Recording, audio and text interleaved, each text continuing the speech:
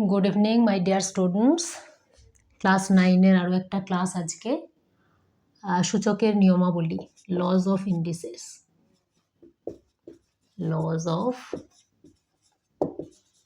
Indices সূচকের নিয়মাবলী থেকে ক্লাস 9 এর আরেকটা ক্লাস আজকে দেখো আগের দিন আমরা এক্সারসাইজ 2 করছিলাম এক্সারসাইজ 2 তে 2 এর দাগের আমরা 5 পর্যন্ত করে নিয়েছিলাম তাহলে 2 এর দাগের 6টা দেখি আমরা কি বলেছে 2 এর দাগের 6 বলেছে 9 to the power -3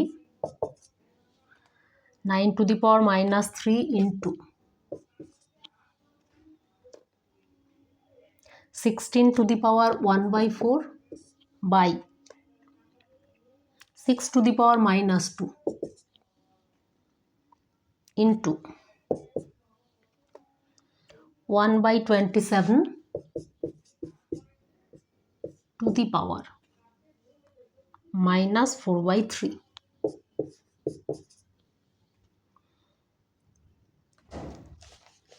9 to the power -3 into 10 to the 16 to the power 1/4 by 6 to the power -2 into 1/27 to the power -4/3 এটা মান নির্ণয় করো সিম্পলিফাই করব আমরা equal to 9 to the power -3 মানে আমরা কি লিখতে পারি 3 to the power 2 two the power -3 9 মানে 3 স্কয়ার ইনটু 16 মানে কত 2 two the power 4 to the power 1/4 আছে নিচে আছে এটা 6 টু দি পাওয়ার -2 যেমন আছে রাখা হলো ইনটু 1/27 মানে আচ্ছা 1/27 মানে 1/3 two the power 3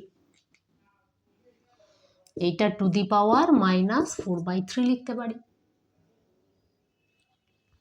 equal to এইটা মানে কত 3 টু দি পাওয়ার -6 ইনটু এইটা মানে কত 2 টু দি পাওয়ার 4 আর 4 কেটে যাবে তাহলে 2 টু দি পাওয়ার 1 তাহলে এইটা by 6 to the power -2 into এটা মানে কত এইটা মানে দেখো 1/3 টু দি পাওয়ার 3 বা যদি আমরা 1/27 রাখতাম তাহলে এটা -4/3 আছে তাহলে যখন উল্টে যাবে তখন এটা 4/3 হবে মানে 1/27 টু দি পাওয়ার -4/3 মানে এটা উল্টে গেলে 4/3 হয়ে যাবে আমরা এরকম দেখেছি 1/x equal to x to the power -1 তাহলে x টু দি পাওয়ার -1টাকে আমরা কীরকম লিখি 1/x তাহলে এটাকেও তাই লিখতে পারি এই গোটা জিনিসটাকে 1/ এটা করব উল্টে যাবে 1/27 টু দি পাওয়ার এইটা মানে 27 টু দি পাওয়ার 4/3 তার মানে 1/3 two the power 3 to the power -4/3 যদি হয় তাহলে এটা যদি উল্টে দিই আমরা এটাকে যখন এটা প্লাস হবে মানে এটা উল্টে যাবে তাহলে এটা 3 টু দি পাওয়ার 3 হয়ে যাবে টু দি পাওয়ার 4/3 বোঝাতে পারলাম তাহলে এটা কত হবে ইনটু এইটা হয়ে যাবে 3 to the power 3 to the power 4/3 equal to এইটাকে আমরা একটু ঠিক করে নিই 3 to the power -6 into 2 by আচ্ছা এইটাকে আমরা উপরে নিয়ে চলে যাই তাহলে এটা কত হয়ে যাবে 6 টু দি পাওয়ার এইটা ইন্টু 6 টু দি পাওয়ার 2 আর এই যে 3 টু দি পাওয়ার -6টা আছে এটাকে আমরা নিচে নিয়ে আসতে পারি তাহলে 1/3 টু দি পাওয়ার 6 এটা বুঝতে আর অসুবিধে নেই ইনটু এইটা কত হবে 3 টু দি পাওয়ার এই 3 দুটো কেটে যাবে 3 ইন্টু 3 কেটে যাবে তাহলে 3 টু দি পাওয়ার 4 তাহলে এইটা ইকুয়াল টু কত হবে এইটা দেখো আচ্ছা এটা 3 টু দি পাওয়ার -6 যেমন ছিল সেরকমই থাকুক 3 টু দি পাওয়ার -6 যেমন ছিল থাকুক এই দুটো যোগ হয়ে যাবে তাহলে এইটা ইকুয়াল টু কত হবে 6 টু দি পাওয়ার 2 মানে কত 2 ইন্টু 6 6 36 ইন্টু এই দুটো দেখো বেস একই আছে তাহলে পাওয়ারগুলো গুণ আছে যেহেতু যোগ হবে তাহলে এটা 3 টু দি পাওয়ার -6 প্লাস 4 তাহলে এটা ইকুয়াল টু কত হলো 36 দুগুণে 72 ইন্টু এইটা 3 টু দি পাওয়ার -2 ওপরটা একটুখানি মুছলাম। তাহলে এটা ইকুয়াল টু কত হবে? 72 ইন্টু 3 টু দি পাওয়ার -2 মানে 1/3 স্কোয়ার। তাহলে এইটা ইকুয়াল টু 72 ইন্টু 1/3 ইন্টু 3। তাহলে 3 দিয়ে কাটলে 3 24 72, আবার এটা কাটলে 3 8 24। এইটা ইকুয়াল টু 8। তাহলে আনসার হলো আমাদের 8। বুঝতে পেরেছো কি না অবশ্যই আমাকে জানাবে। আমরা এবারে 2 এর দাগের 6টা করব। 2 এর দাগের 6টা দেখি কি আছে। 2 এর দাগের 6 এই অঙ্কটাতে আমরা ওহো সরি 2 এর দাগের এটা 6ই হলো। সরি 2 এর দাগের 6ই তো হলো, 2 এর দাগের 7 হবে। 2 এর দাগের 7, সরি 2 এর দাগের 7টা দেখি একটু।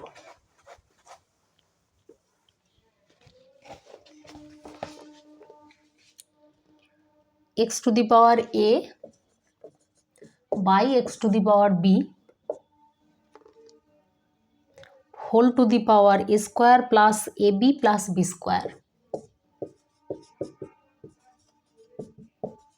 a স্কোয়ার মাইনাস ab মনে হয়, a square minus ab plus b square. না, a স্কোয়ার প্লাস ab ঠিকই আছে। a square plus ab plus b square into x to the power b by x to the power c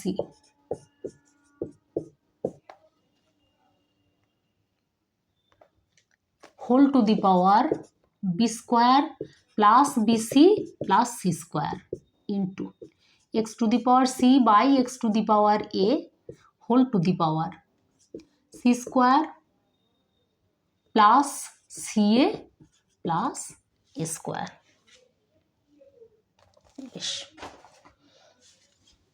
এটা equal to, এটা মানে কত? x to the power a minus b, এইটা to the power a square plus ab plus b square into x to the power b minus c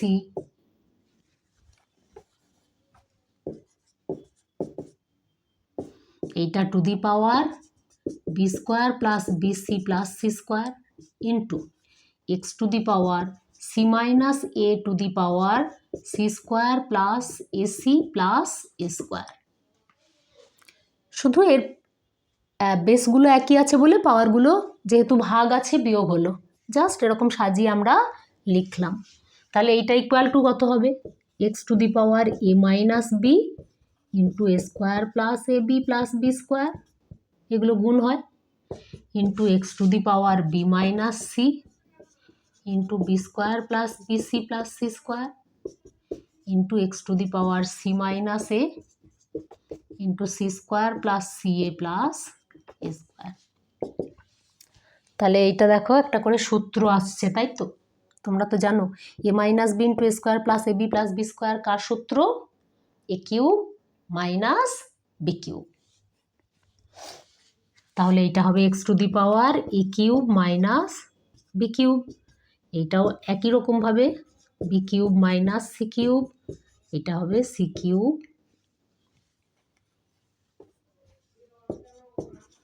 minus a cube. এখন আবার x, এদের বেসগুলো সব এক, base x আর সবগুলো গুণ হচ্ছে, তাহলে পাওয়ারগুলো আমাদের যোগ হয়ে যাবে। তাহলে এই লাইনটা মুছলাম আমি। তাহলে এটা ইকুয়াল টু কত হয়ে যাবে? x to the power a cube minus b cube plus b cube minus c cube plus c cube minus a cube. তাহলে minus a cube plus a cube minus b cube plus b cube minus c cube plus c cube. তাহলে সবগুলো বিয়োগ করে কেটে গেল মানে x to the পাওয়ার 0, আর কিছু two the পাওয়ার 0 মানে 1।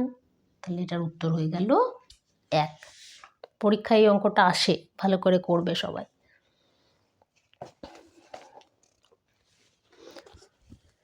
বেশ,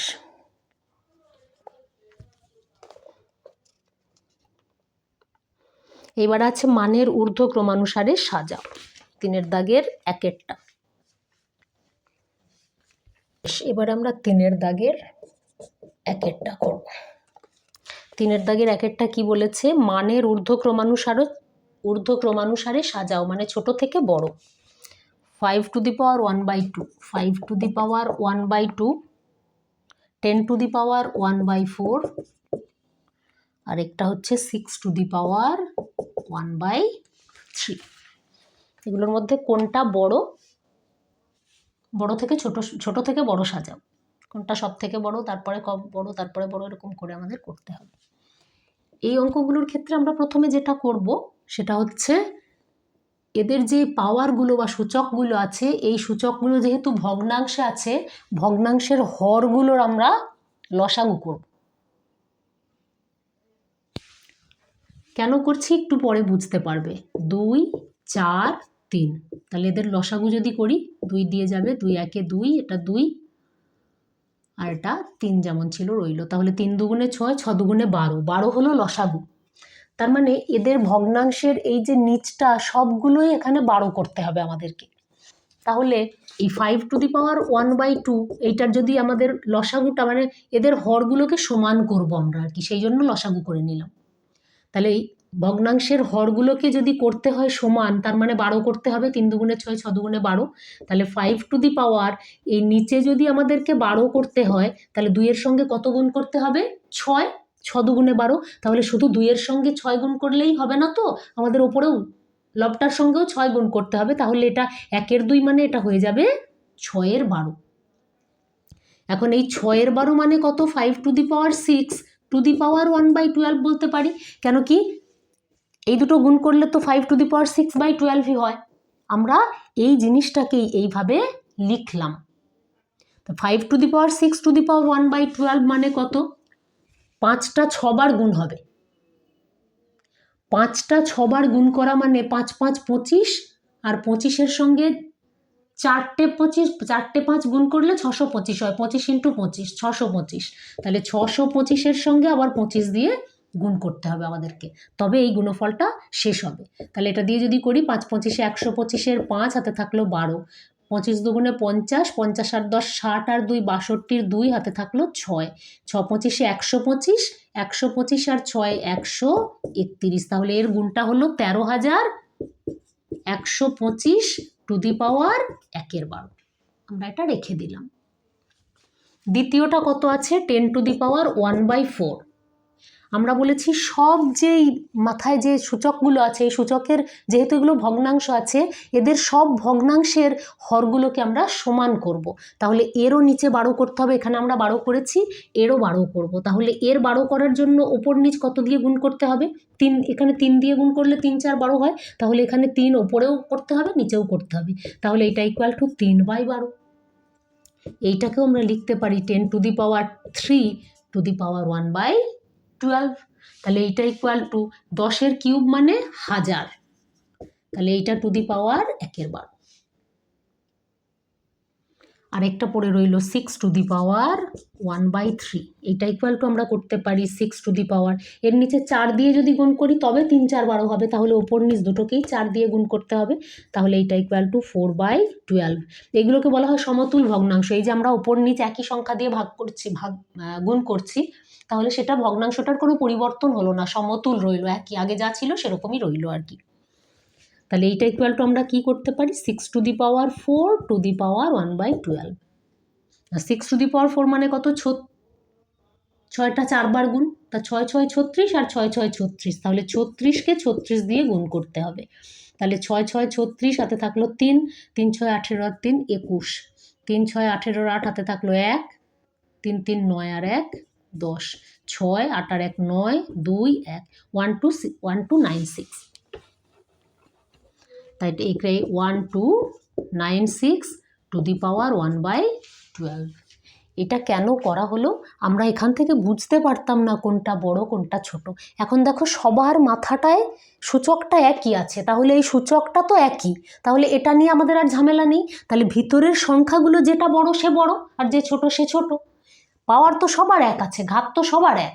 তাহলে শুধু কার জন্য কার চেঞ্জ হবে, কার পরিবর্তনে এটার পরিবর্তন হবে, ভিতরে যে সংখ্যাটা আছে, ভিতরের যে সংখ্যাটা বড় সে বড়, যে ছোট সে ছোট। তাহলে এদের মধ্যে সব থেকে ছোট সংখ্যা কোনটা? এটা কোথা থেকে এসেছিল? 10⁴ থেকে। তাহলে মানের ঊর্ধ্বক্রমে সাজিয়ে পাই, মানের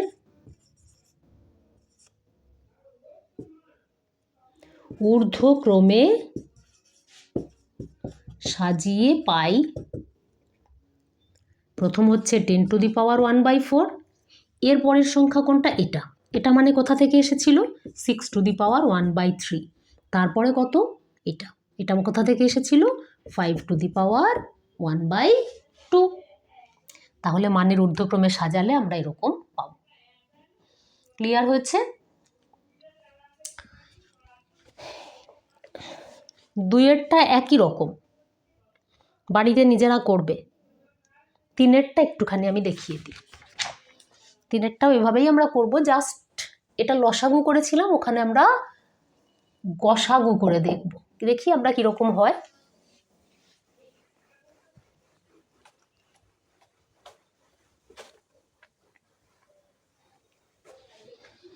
কত বলেছে 3-এরটা দেখি আগে।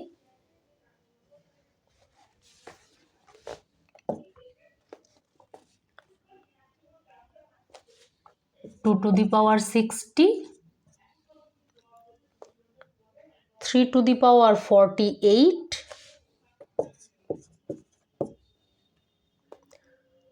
4⁴, আর 5⁴, এটা দেওয়া আছে। এগুলোকে মানের ঊর্ধ্বক্রমে সাজাতে হবে। এখন এই ক্ষেত্রে আমরা কি করব? এই যে সংখ্যাগুলো আছে এদের আমরা গসাগু বের করব। গসাগু বের করতে গেলে আমি মুখে মুখে যদি করি তাহলে দেখতে পাচ্ছি 12 দিয়ে সবগুলোকে ভাগ করা যায়, তাহলে 12ই হবে এদের গসাগু। যদি আমরা লিখে লিখে করতে চাই তাহলে আমরা 60, 48, 36, 24 এদেরকে ভাগ করলাম। তাহলে প্রথম 2 দিয়ে 30, 24, 18, 12, আবার 2 দিয়ে করলাম 15, 12, 9, 6, আবার 2 দিয়ে করলাম,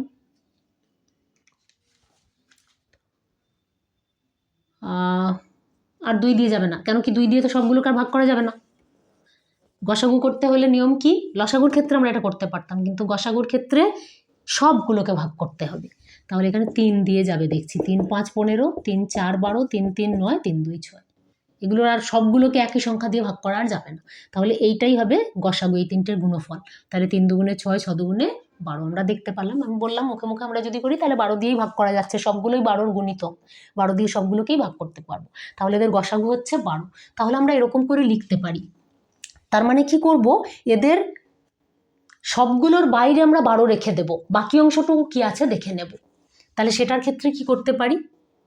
এইটা ইকুয়াল টু আমরা লিখতে পারি 2⁴, আচ্ছা 12 যদি করতে হয় 12 দিয়ে এটাকে ভাগ করলে কত পাবো? 5। গসাগুটা দিয়ে ভাগ করব, যদি ভাগ করি তাহলে কত পাবো? 5। তাহলে এটা 2⁵, 2⁵12 লিখতে পারি।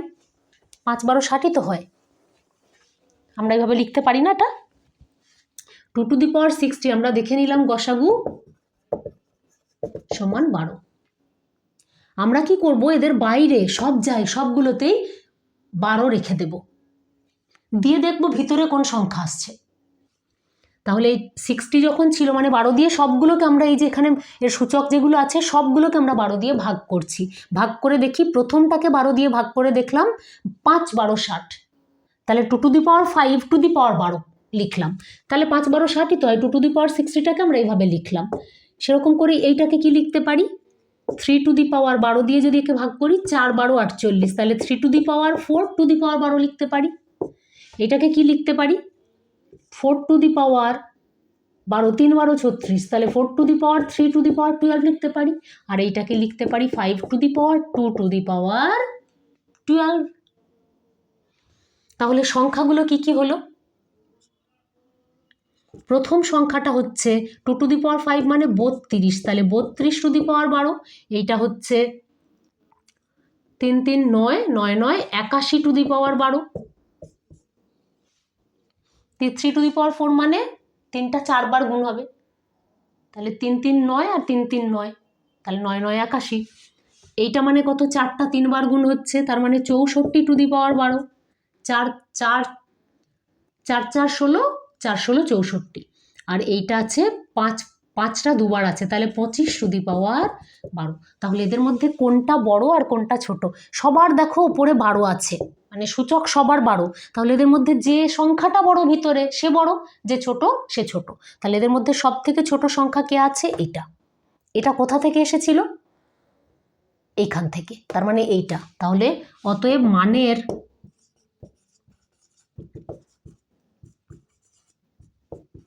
ঊর্ধ্বক্রমে সাজিয়ে পাই। প্রথমে এটা 5 টু দি পাওয়ার 24, এরপরে কোন সংখ্যা? এটা। এটা মানে কোথা থেকে এসেছিল? 2 টু দি পাওয়ার 60, তাহলে এটা 2 টু দি পাওয়ার 60। তারপরে কোন সংখ্যা? এটা। এটা কোথা থেকে এসেছিল? 4 টু দি পাওয়ার 36। তারপরে আছে এটা। এটা কোথা থেকে এসেছিল? 3 টু দি পাওয়ার 48। হয়ে গেল। বাড়িতে ভালো করে এগুলো প্র্যাকটিস করো, পরের দিন বাকি অঙ্ক হবে। চলো।